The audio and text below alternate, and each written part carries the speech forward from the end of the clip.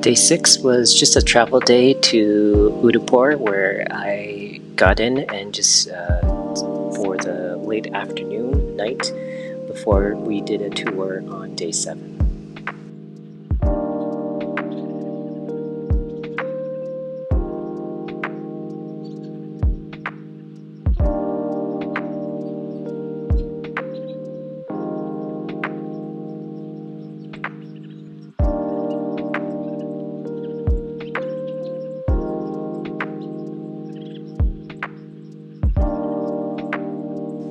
On day 7, we arrived in Udaipur and met our tour guide so he would show us around the city. We first stopped at the City Palace. This is one of India's most remarkable royal complexes, constructed over nearly 4 centuries, beginning in 1553 under Maharaja Uda Singh II, founder of Udaipur. The ruler of the Mewar Kingdom, Uda Singh selected the site along the eastern shore of Lake Pichola. Sorry if I mispronounced that. After, according to legend, encountering a hermit who advised him it would be a safe and auspicious location for his new capital.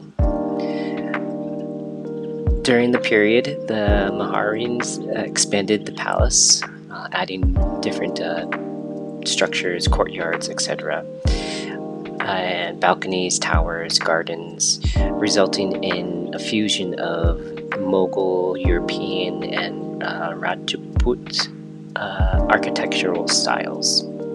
The palace was both a political and cultural hub, serving as the seat for the Sisodio Rajput dynasty, which fiercely resisted Mughal dominance and later navigated complex alliances with the British.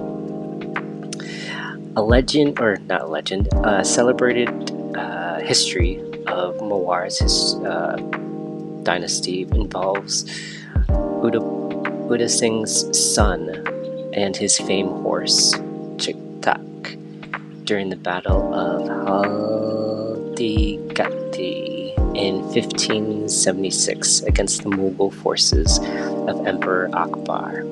Chiktak, mortally wounded, carried Uda Singh's son to safety before collapsing, a tale immortalized in Rajput folklore as a symbol of loyalty and valor. Within the palace, you can see lavish interiors adorned with mirror mosaics, silver doors, marble work, alongside the panoramic views of the lake and the Lake Palace. Today, the City Palace remains partly under the ownership of Udaipur's royal descendants, with sections transformed into museums, a heritage hotel, and venue for cultural events and state ceremonies, ensuring the legacy of the Moors' grandeur continue into the modern era. I then took a boat ride along the lake. It's a freshwater lake created in the 14th century.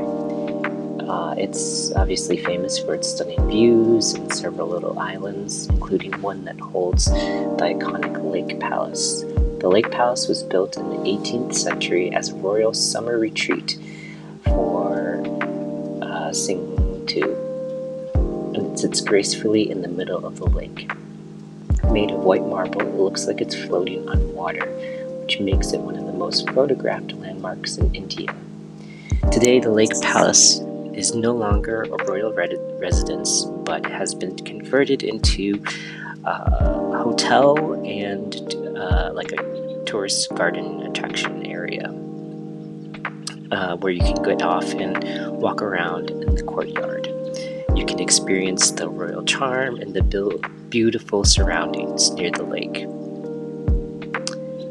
Perched up on the hill is the Monsoon Palace. Also was built in the 19th century by Sajan Singh. It was designed as a place to enjoy the monsoon in the clouds and watch for incoming storms. So, so this dynasty had three different palaces. One in the city palace, the summer palace, and the monsoon palace. Both very popular areas, drawing all sorts of visitors that appreciate both the architecture and the breathtaking scenery from the lake, the city, and from up on the hills.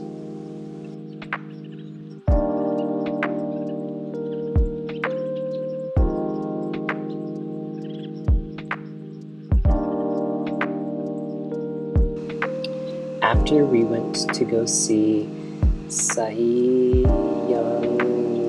Kibari, otherwise known as the Garden of Maidens.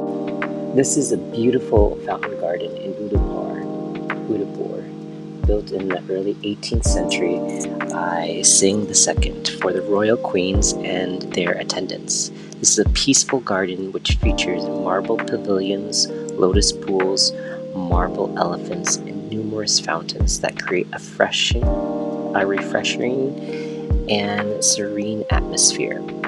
Since there was no electricity at the time, of course, the fountains worked through an ingenious system that used gravity and water pressure. From the natural springs located on higher ground, it was directed into the garden carefully by design canals and pipes. Because the water source was elevated, gravity caused the water flow to flow down with enough force and power for the fountains for spraying water into the air without using any pumps or motors. So this was a gravity-fed system, which was a clever way to provide consistent water flow, making the garden a cool and relaxing retreat for the queens to escape the heat and enjoy the nature. They then showed me how the handcrafting painting was passed down through generation to generation, using different stones, horse hair still, or any type of hair for the brush. But yeah, very intricate craft.